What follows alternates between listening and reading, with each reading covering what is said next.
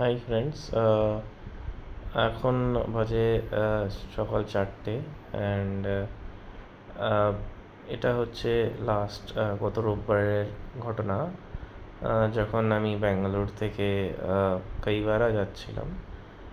কৈবারা হচ্ছে একটা এমন ভিলেজ, এখানে মহাভারত, রামায়ণ এইসবের থেকে অনেক লিঙ্ক আছে। এখানে ভীম এসে, একটা রাক্ষস ছিল বকরা, সেই বকরাসুর যাকে বলে, তাকে বধ করেছিল।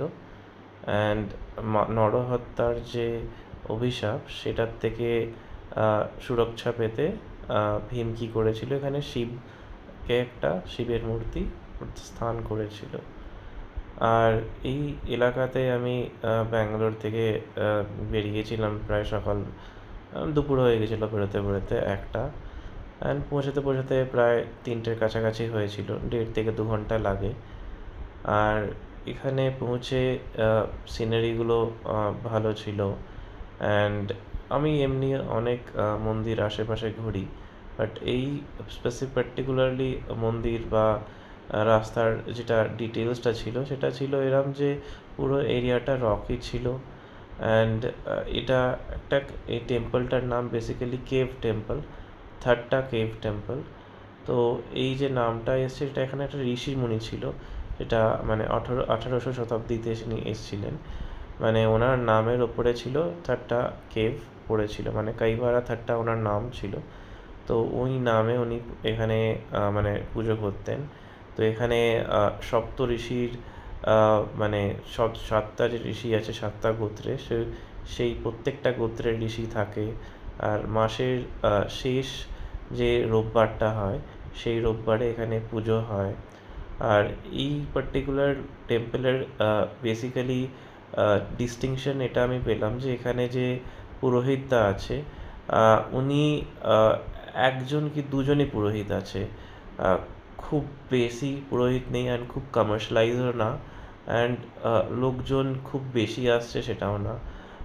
মানে ওখানে গিয়ে বসে আপনি যদি কিছু জানতে চান ওনার ব্যাপারে, মানে জায়গাটার ব্যাপারে, তো উনি নিজের নেটিভ ল্যাঙ্গুয়েজে সবটাই বলবেন। অ্যান্ড দেন আপনি চাইলে ওরা দুপুরবেলার দিকে প্রসাদও দেয়, তো সেটা খেয়ে আপনার মানে ভালো লাগবে। অ্যান্ড আর একটা ব্যাপার আছে যে এখানে আরও মহাভারত থেকে আরও অনেক গল্প আছে, যেমন কি নরসিংহার এখানে গল্প আছে। নরসিংহা অনেক রাক্ষসকে বধ করেছিল।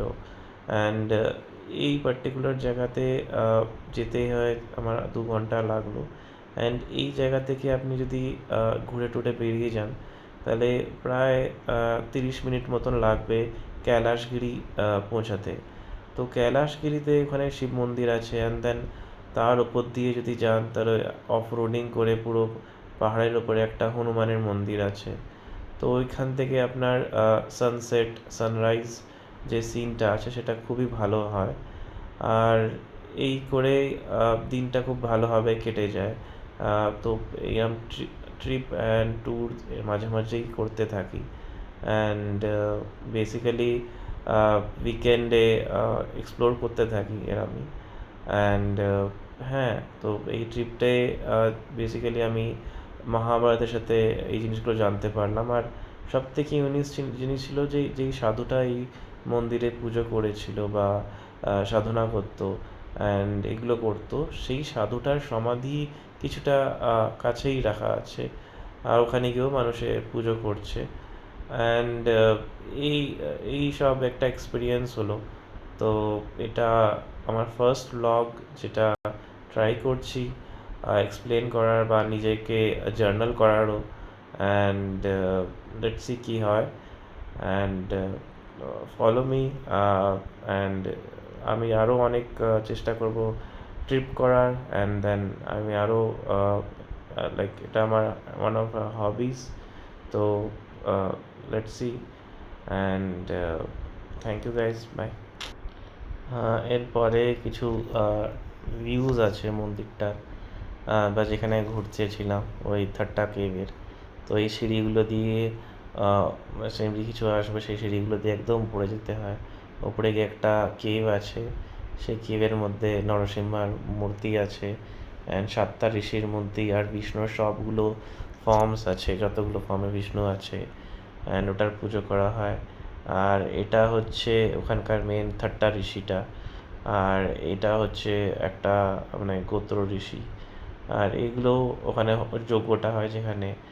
আর এটা হচ্ছে যেই কৈবারা 3টা ঋষি সেটা। অ্যান্ড দেন এখানে গৌতম ঋষি পাবে। তারপরে আলাদা আলাদা যতগুলো ঋষি আছে সবগুলো আছে। তারপরে শেষের দিকে একটু এগিয়ে গেলে বিষ্ণুর মূর্তিগুলো রাখা আছে। তো তারপরে এখানে একটা জিনিস আছে সাউথে, বেশিরভাগ জায়গায় মানে খুব খুব জায়গায় দেখা যায় যে যেখানেই নরসিংহার মূর্তি থাকে আশেপাশে লক্ষ্মীর মূর্তি ওরা রেখে দেয়। তো বেসিক্যালি ওর সাথে একটা লিঙ্ক আছে, মানে তো সেটাই।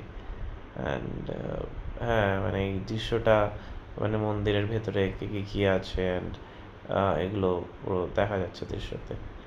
তো জাস্ট এনজয় করুন।